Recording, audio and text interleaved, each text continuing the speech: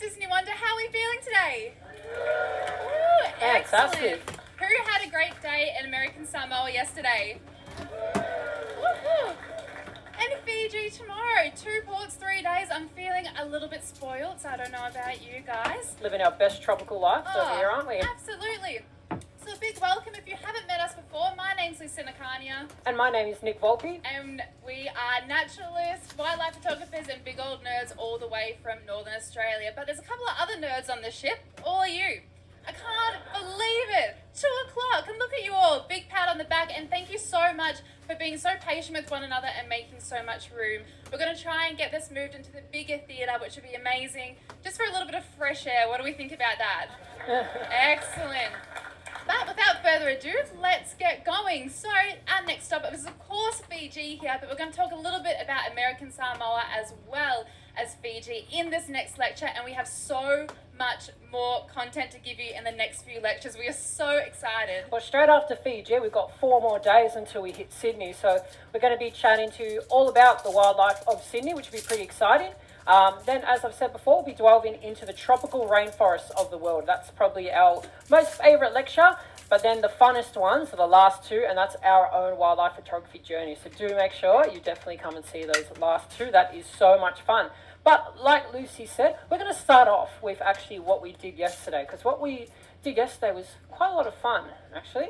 Let's see if this works. Absolutely. We'll play this video here. Lucy's photographing that kingfisher there in I'll the let him tree. do the talking.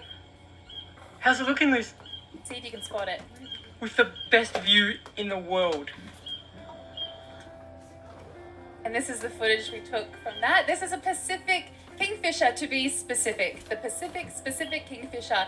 Now, they are incredible hunters, even for their small size here. They have amazing beaks and they're super fast. If anybody's familiar with kookaburras, they're closely related, actually, believe it or not. And they are absolutely stunning. When you go across some of the other Pacific Island nations, they have kingfishers, but they look a little bit different depending on what island you're on. So keep your eyes peeled in Fiji, because there are some on there too. Now, he's got a little hitchhiker here. He's got a little fly on him that was annoying him. So in that video, I think it was him trying to get that fly off, because that fly was crawling up a bit higher. I'm not too sure actually what specific type of fly that is on our Pacific kingfisher, but there is actually quite a few species of flies that almost live exclusively on our birds and our mammals, which are pretty cool. Actually, we probably should have talked about it. There's some really cool one that lives only on bats. It's called a bat fly. It's got no wings. It looks exactly like a spider, and it only lives on the fur of bats. Maybe we'll dig one up for another presentation. That just reminded me of that there. But really cool to see this guy. So we saw him first thing in the morning, which was amazing. Absolute chills. This is out on Rainmaker Mountain up on the top there, and really aptly named. Of course, some of this really amazing topography here and these big mountains do influence the rain patterns on these islands, and in fact it makes this Rainmaker Mountain is one of the reasons why Pago Pago has the highest amount of rainfall in the harbour, which is incredible. So it alters that flow of the rain clouds, gets it to sit right here in the harbour, and they get flooded quite a lot, actually. You see the ship so green as well here, can we? Oh yes, Disney Wonder, humble old Disney Wonder, just down at the bottom here as well. Decent hike up that mountain. It took us a while to get up there. Tell you what, the stairs machine on the gym here doesn't prepare you. Does not prepare you, no. Did anyone else get to see this view? Because we saw a few of you guys up and about the mountain. Awesome. A few of you got to see that view. It was absolutely stunning. The forest we got to see yesterday here took me by absolute surprise. This tropical rainforest, it was so untouched on this mountain, and it was so beautiful. We were lucky enough to get a taxi up there. And we met a few locals up there too. We had a chat to them about that forest and sort of how the forest impacts their livelihood as well, which was so fantastic to get a bit of input from the locals as well. And we mainly went looking for pigeons. There's some very beautiful pigeons. When we think about pigeons or doves, we don't really go straight to, some of the most beautiful birds in the world.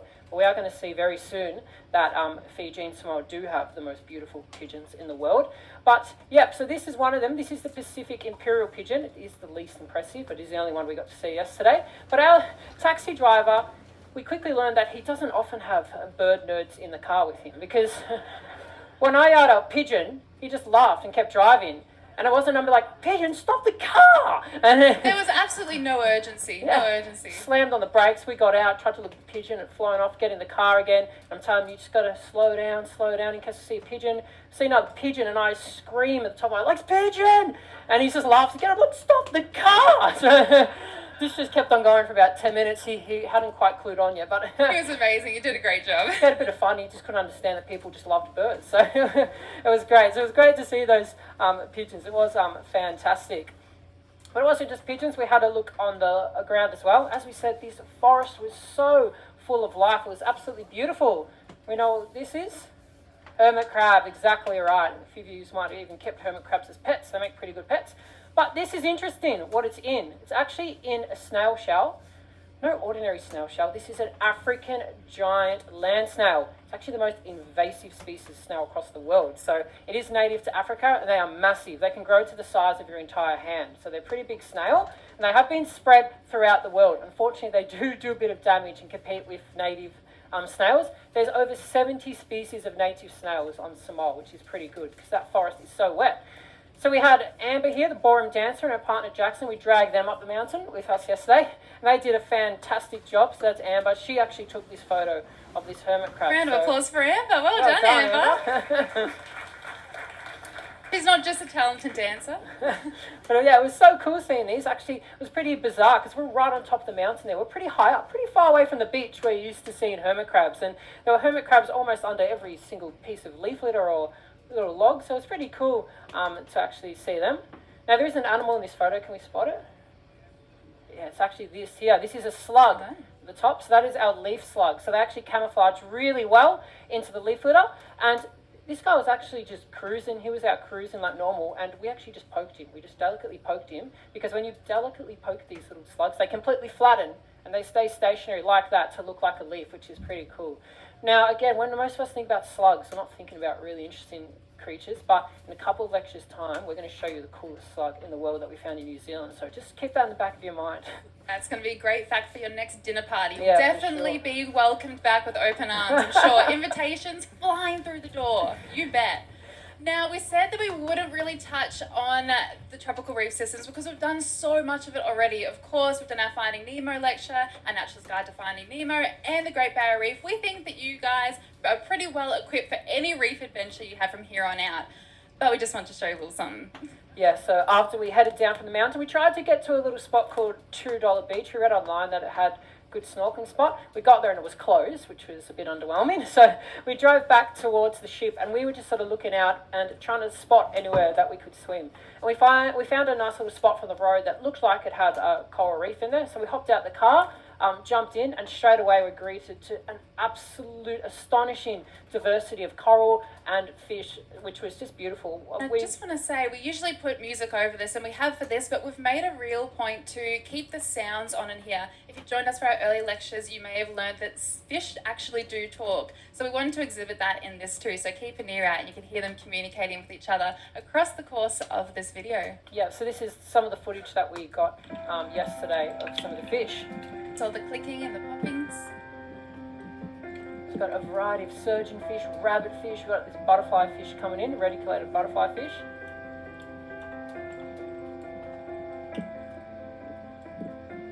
You see the really healthy reef systems as well. And this reef was actually acting as a break, a wave break too, which is really important for somewhere like Samoa, which does often face tropical storms. You may see some of those fins flashing as well. That's another form of communication too. You might see some of the fish as well eating off the live rock here. So this is mostly just on the side here. They're eating that delicious algae that is filled with those sugars and proteins that they so desperately need and want. Got a pennant banner fish there, really unique fish. Looks similar to the Moorish idol gill that we were talking about.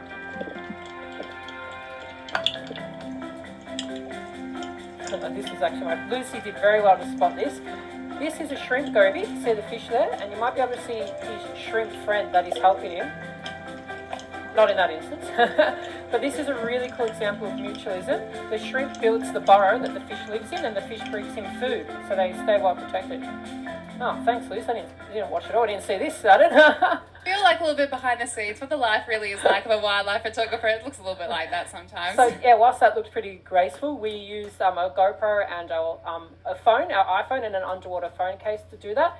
And the waves were pretty brutal. So whilst that looked very peaceful and graceful, I was often doing somersaults trying to get the camera on the ground on a tripod. But we got there in the end. It looked pretty nice. Yeah, it was a very fun day. It was a good way to spend an hour and a half trying to get all that together.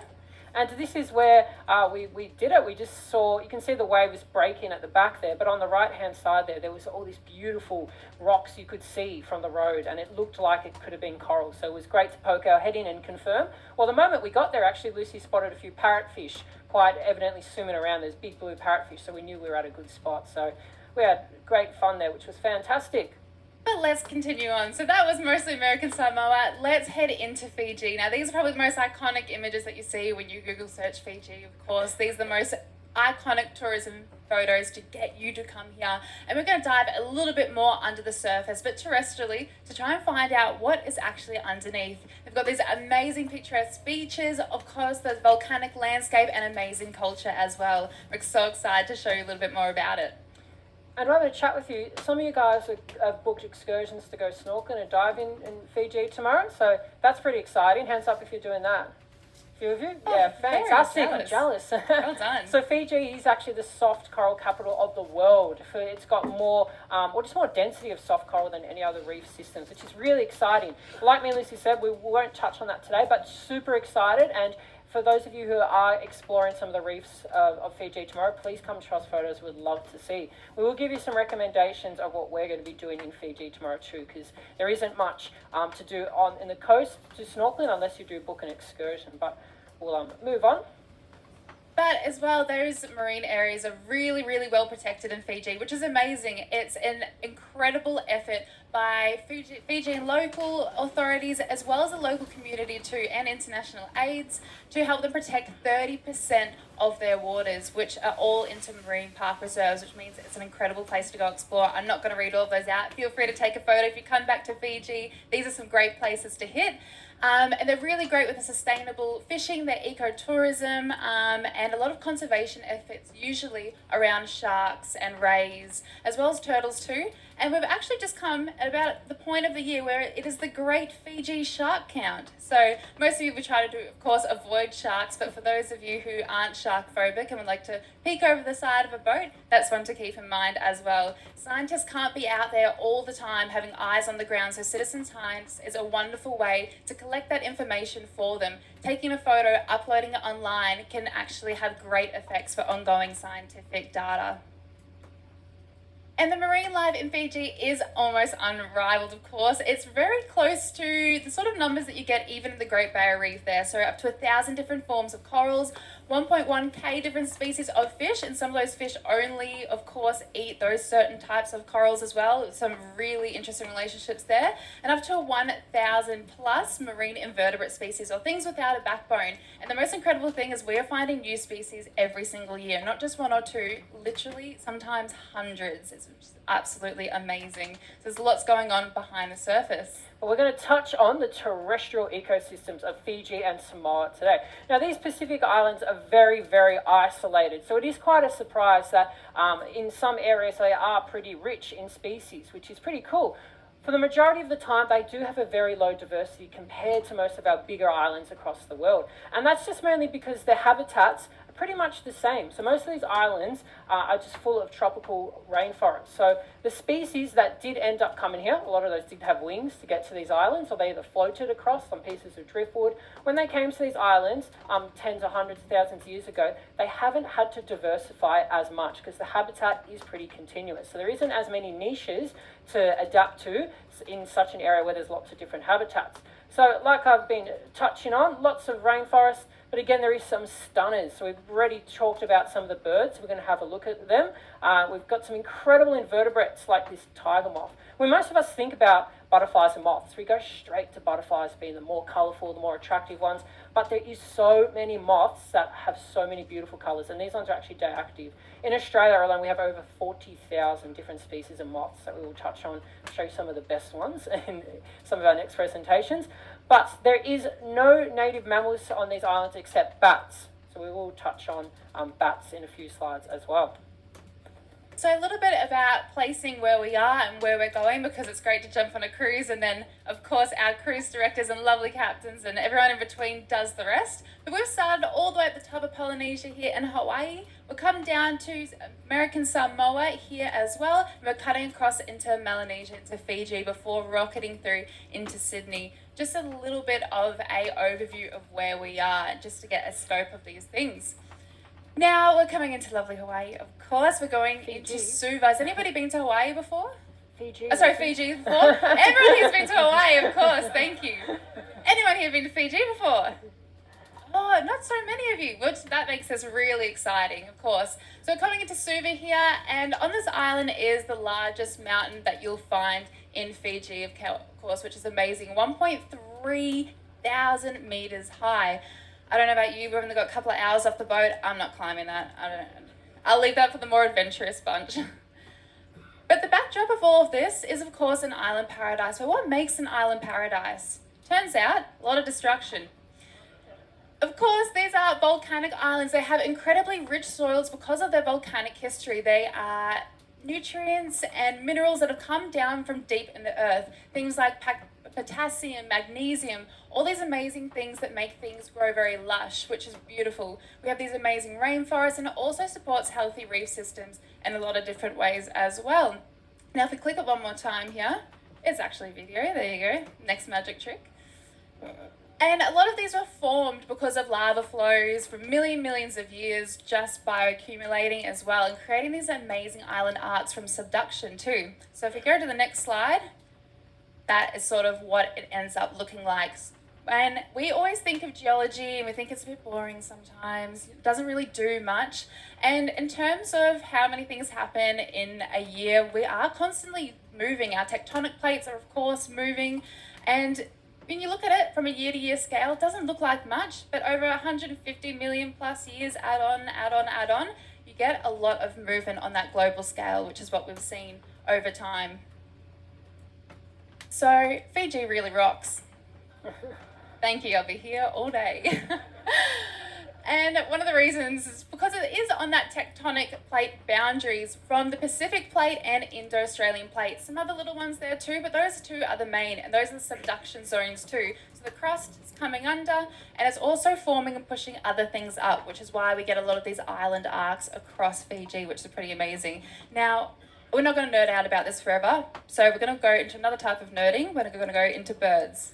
No, we're not. It's the one after it. I had that joke almost ready to go. Let's just go straight to it. Straight to the birds. That's it. Well, here they are. How good is this? So, again, when we think about pigeons and doves, we're not thinking about much, but Fiji and the Pacific Islands have some absolutely incredible doves.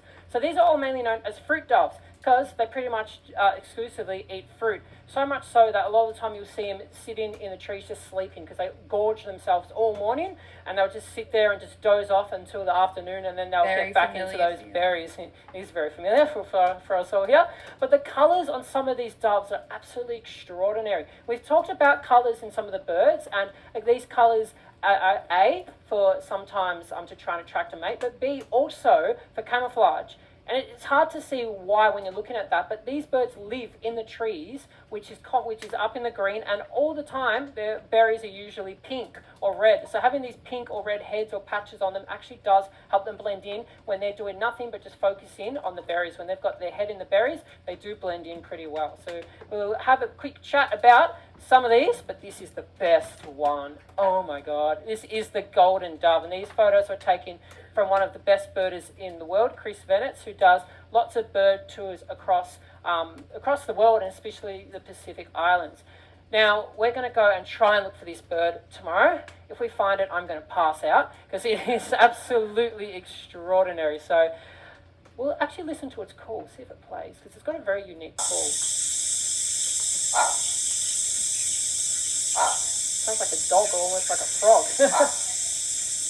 Some hybrids. Yeah, so most of the time doves are but these doves got a bark to them, which is pretty cool. So that's the boy on the left, and on the right we've got our girls. So the girls are completely green, which is really cool. And we're going to touch on some of the other doves too, but there is 3 of these types of doves. There's the gold one, There's the orange one, and then there was the one that was in the middle a few slides ago that was green. And these are all what we call allopatric. So they're all in the same genus, but they all don't occur with each other. So they're all in different parts of Fiji, so their ranges don't overlap.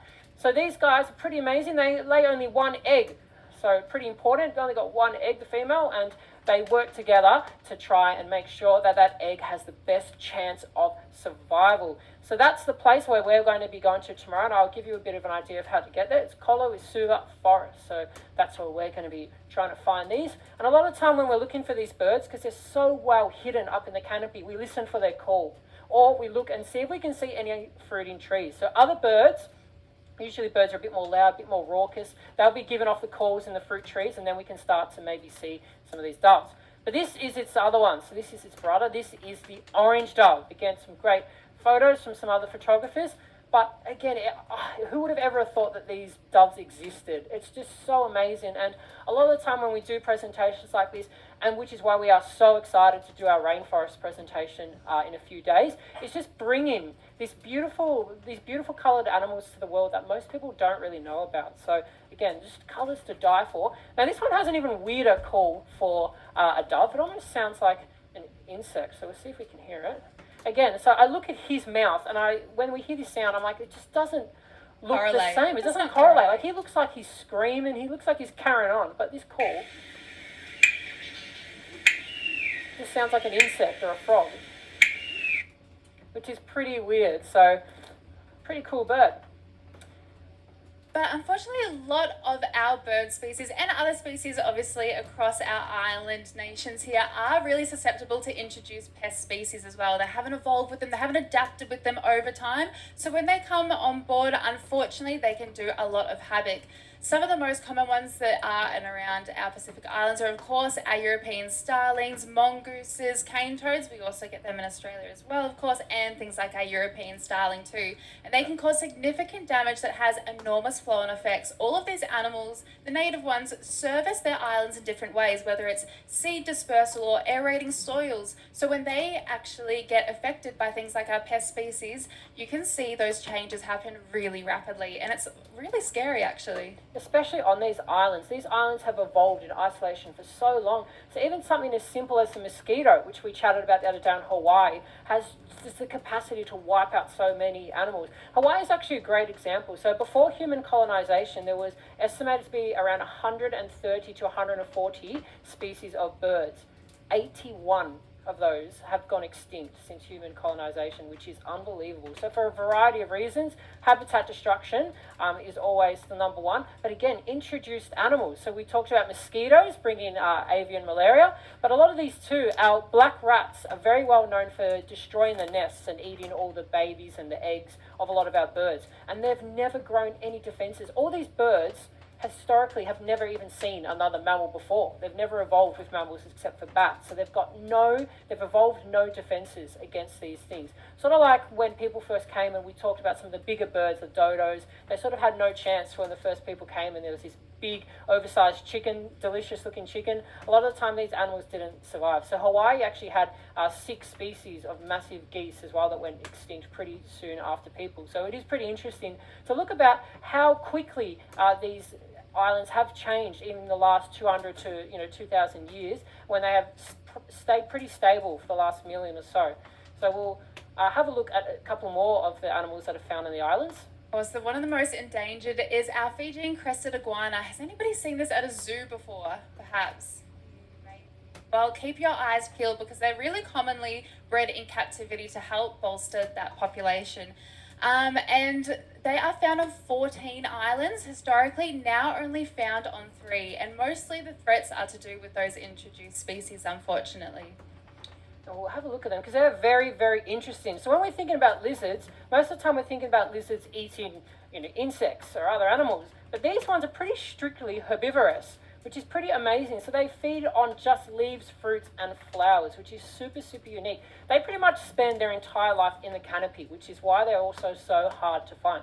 So there is 3 species of these iguanas, and they're all pretty endangered. So again, like most lizards, able to change their colour dependent on moods, which is pretty amazing. So when they're not very happy, they get annoyed a bit, they do turn black. And when they're happy, they're thriving in their element, they'll be green too. So it is pretty cool to start talking about colour change in animals as well. So looking at the conservation, there has been so many incredible groups, local peoples that have been helping out recently in trying to help out this lizard. So on Monariki Island, which is a tiny, tiny island off the northwest coast of the main island of Fiji, which we're going to, there is a population of these lizards. Now, goats pretty much wiped out all of the native plants for these, but since goats have been wiped out now on the island, the lizards have returned. So it was pretty funny. I saw they employed the local rugby team to literally just run around for days and weeks on end and just tackle goats to the ground. So that was just their job, which is awesome. So thanks to the local rugby team,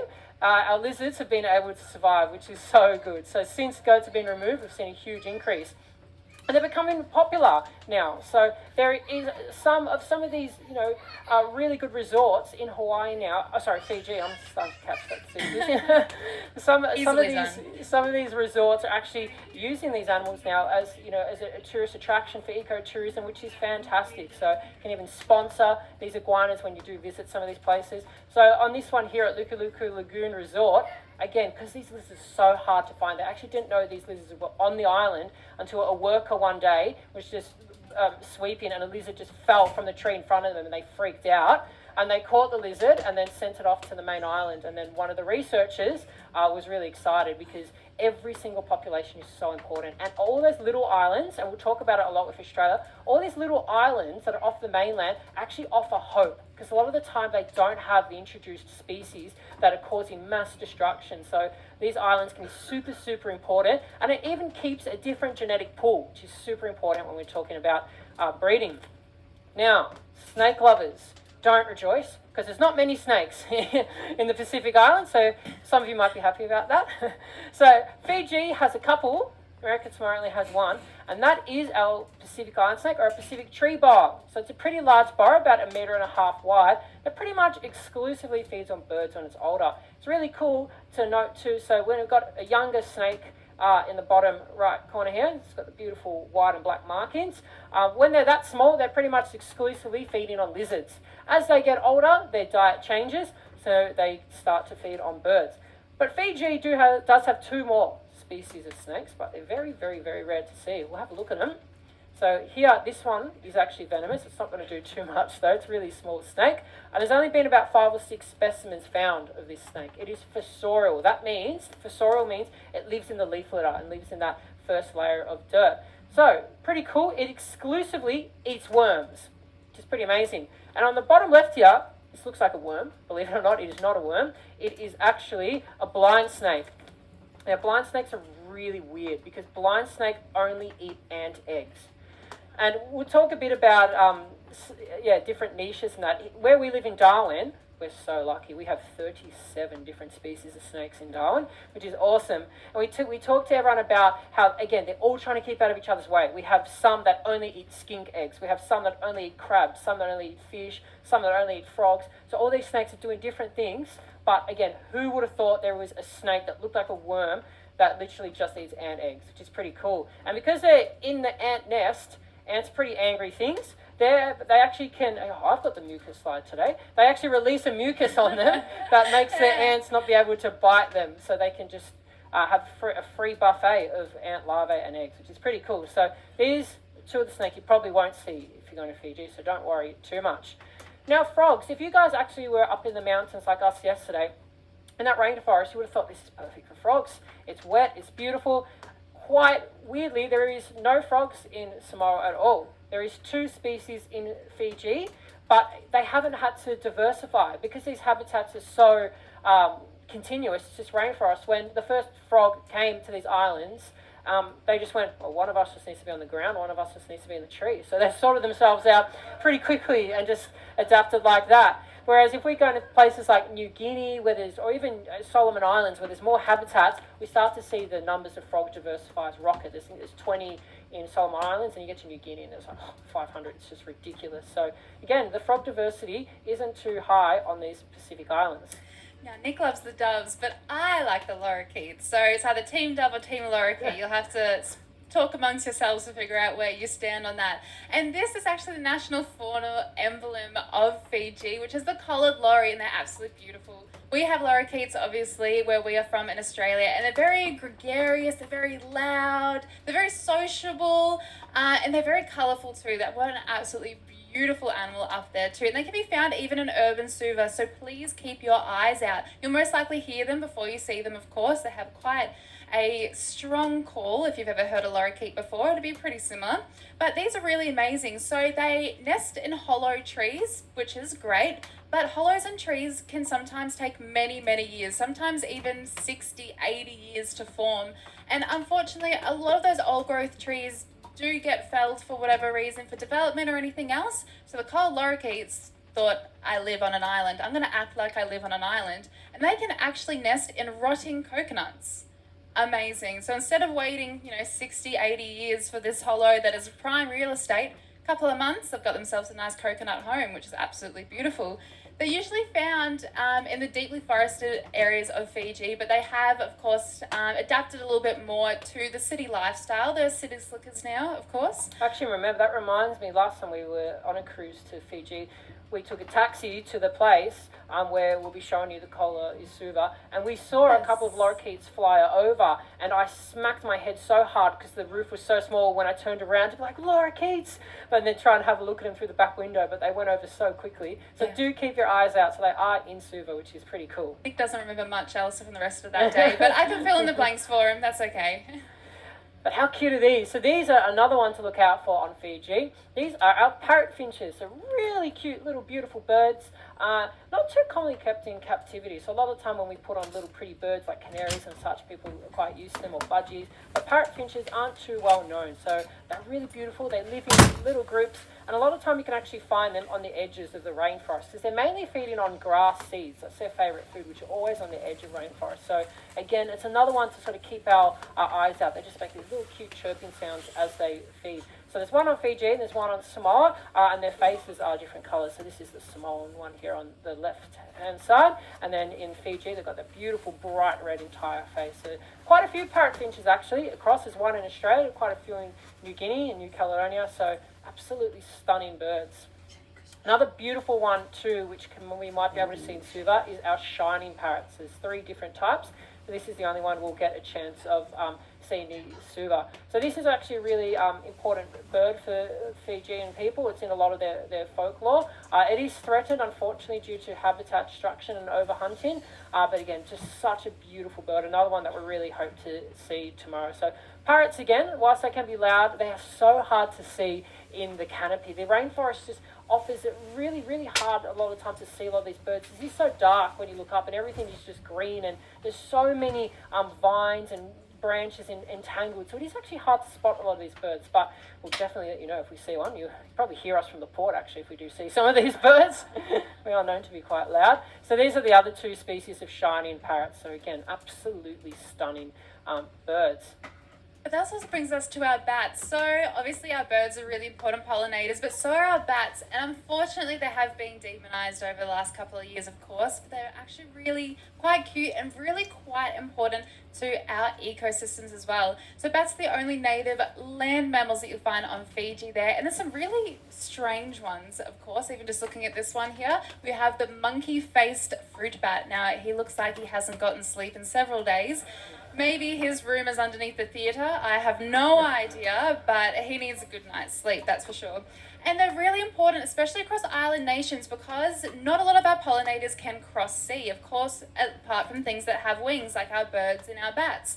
So they can help pollinate these trees, but also disperse fruit seeds too, because that's another thing that they eat as well. So they can actually really heavily influence the vegetation on so many islands. And they're pretty cute as well. So our blossom bat here is super cute. And on the right there, we've got our free-tailed bat, and they're actually insectivorous. So a lot of the time, they're pretty much just exclusively feeding on mosquitoes and little insects, which is cool. So really handy to have those around. And micro bats are found throughout the world. Don't even get to the size of your hand. So really small, really cute.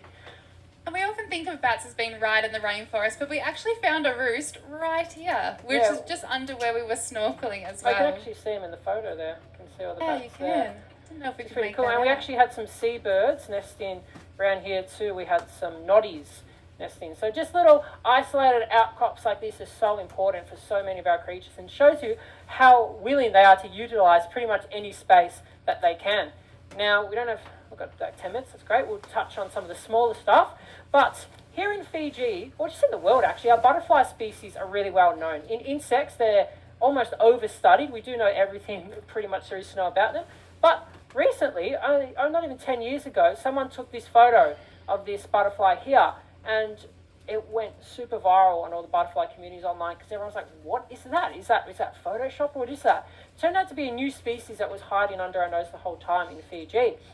And it was found on the Ngunnawal Peninsula, which we've coloured here, so on the other islands of Fiji. Turned out to be endemic. And it is quite strange because the Ngunnawal Peninsula actually offers a little island for some reason of rainforest that quite a few endemic species are found that are found nowhere else on Fiji itself. So I'll quickly go. So this beautiful bird called the Ngunnawal silktail is again only found in the rainforest on that peninsula, which is pretty bizarre. So the rest of the island there, neither this butterfly or this bird are found, which is pretty cool. So again, it shows there's still so much more to learn about. I'll quickly touch on our emo skinks. They're pretty cool skinks. So these are so well adapted to life on a Pacific island. So these guys will even just travel around on driftwoods or coconuts, and they've been able to diversify across all the islands, so much so there's 78 different species now. So we got the black emo skink up on the right there, got the blue-tailed one, which you might have seen yesterday. There was a few kicking around. This one is an endemic to Samoa, and this one's endemic to Fiji. Beautiful green one as well. So it's so cool. A lot of the time they're actually found on the coast too, so you'll see them darting around the port if you're lucky. Now tomorrow we are going to be heading to Kolowisuva Forest Park. So it's got beautiful waterfalls, and as you can see, it is pretty close to the port where we're going to be. So it's only about 20-25 minutes drive. Before you do visit tomorrow, if you are going on a tour or if you are taking a taxi there, you will have to buy tickets, and it was a pain for us to find last time, but luckily we've done it now. But across the road from the entrance of the park, there's a blue and white police building. Behind there is the park HQ. You can go and buy your tickets to the park there, and then you cross the road and you can show your ticket receipt to the guards, and they'll let you through. And it is beautiful. The trails aren't super maintained, so make sure you are wearing good shoes. It does get a bit slippery, but there is some waterfalls which you can swim in. It was too cold for us, wasn't it, being tropical people? We hate cold water. Yeah, we have. But the forest was just absolutely extraordinary. So that's where the golden pigeon is. I remember last time our necks were very sore because we just did nothing for 5 hours but look up. And we'll be pretty much doing the same thing tomorrow. But apart from that, it is beautiful. We did see some bizarre things that took me by surprise. Yeah, some very strange things. Well, this might not be a great advertisement to go, please come visit this place. But this is, of course, our giant millipede too. It's usually the type of sizes you'd see in somewhere in perhaps something like Southeast Asia, of course. Now, if you ever hold a millipede, please wash your hands afterward. They emit a lot of pheromones, and our hands were quite stinky afterwards. Yeah, I do not recommend doing that. But yeah, we don't recommend doing it. It was the weirdest massage you'll ever feel, though. So yeah, exactly. got over 100 legs just all at once. I think we took a video, didn't we? Oh yeah, Just we to show how did. big they are. That's it, moving along there. If you go, you will see them if you're looking down. We were blown away at how many there were. There was so many of these big millipedes. And I'll just remind people too, when we get to our wildlife photography lectures, we're going to be bringing all of our kit here. So that was our macro photography kit, which we'll bring, but we've also got all of our long lens kit that we've used for the photography on the boat too. Another wee one we saw that we took using that kit too is a vinegaroon. Has anyone heard of a vinegaroon before? Oh, awesome. Oh, excellent. Well done. Oh, and someone else up there too. Well done as well. So they actually spray a chemical that smells and apparently tastes, don't hold me on that, just like vinegar when it feels threatened. So it could be a good little pocket pet to have in your, pockets to put on your hot chips if they've run out at the buffet, of course. But they're found in the rainforest of the Pacific Islands, and they're really strange. They're closely related to scorpions and spiders, but they're neither. Very strange. Yeah, so their own different family, which is really cool. So we've seen these lots in Southeast Asia, and the cool thing about these Pacific Islands is when we did a bit of research on it, and I spent a long time researching. I'm up to like 4 a.m, but I will be again tonight, just trying to find all the little things that we can find to look out for. we never came across vinegaroons actually being on that list. So when we found this in the forest in Fiji, I was blown away. I was like, didn't expect it at all. And it turns out there is one species that is found across the Pacific Islands, but there had been hardly any. Well, this could possibly be one of the first known photos of it. So it's pretty cool to be able to see that. And they are pretty big too. So again, these rainforests are just so full of life. Here was a little scorpion that we found. This is called our dwarf wood scorpion, and that is an adult, believe it or not. So these guys are tiny, and I didn't take a photo of it this time, but I've taken photos of the same species before in Northern Australia, and this is with babies on their back. So scorpions are pretty good mothers. You wouldn't think that. So when scorpions have babies, they have about 30 on their back, and they'll carry them like this until they have their first molt. You can see right now they're very wide and squishy. They're very vulnerable. After they have their first molt, they molt that exoskeleton. They're a bit tougher, and they're able to live by themselves. So that's pretty cool to be able to see that. So the mum will be like that for nearly a month with the babies on her back. So again, got to stress, if you are not actively looking for these animals, they are not going to find you. So it's very, very hard to find a lot of these animals we do find. But it is really cool to see animals like this in the rainforest. This is actually really cool. This species has a pan-tropical distribution. It means it's found everywhere across the tropics here. And it's thought to have just spread by going along driftwood, which is pretty cool. So got a couple more minutes. We're nearly done. And one of the other most beautiful things we could possibly see on the island are orchids. And orchids are fantastic. I'm sure a lot of you guys have orchids at home. Just so amazing. And the diversity of orchids is amazing. So 168 in Fiji. And someone just needs to hurry up and find another one in Samoa so they can even it out to 100. That must just feel so irritating being on 99 orchids. But there's so many beautiful ones, and this one here with the pink flowers is the only known photo of that species, and that was from the park that we're going to tomorrow, so hopefully we can see that. But again, out of all that 168 species, I spent an entire day trying to find photos to put on this presentation, and pretty much all of them actually haven't been photographed. So they were just the original specimens found about 60 or 80 years ago. So again, there's so much to find. A lot of these orchids will only flower for a day to a week at a time too, which also makes them very hard to see. But we'll keep our eyes out. And again, we're still finding more new species all the time. So this I found on iNaturalist, which we'll talk a bit about iNaturalist. Some of you guys might have heard of it. It's a beautiful site online where you're able to take photos of animals with flowers, upload it, and people will ID it for you. And sometimes you'll end up finding something pretty important. So this is a little helmet orchid that someone found in Fiji. And a lot of people who study the orchids got very, very excited because they'd never been found in Fiji before. So it'd be a new species that is found there. So they can look pretty cool. They've got a distribution all across Asia. So we'll actually talk about some of Australia's coolest orchids in a few presentations time, which is pretty exciting.